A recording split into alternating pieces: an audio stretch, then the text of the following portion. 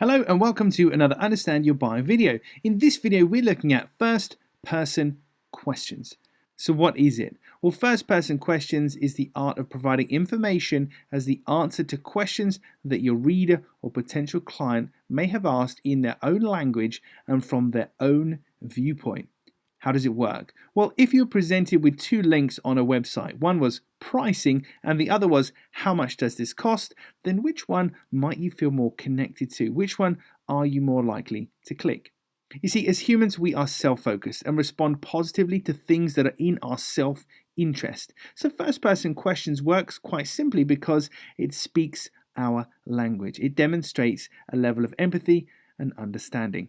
So how can you use it? Well, the first thing to do is to use plain English terminology to present and link to information in your website and in your sales materials. What are the common questions, fears, and drivers of your potential clients, and how can you adapt your content to appeal to those things? How can you phrase questions that would be naturally asked by your buyers, such as how much does this cost, rather than pricing? So first-person questions are all about the fact that if we pose questions in the first person, we increase engagement and we can potentially increase click-through.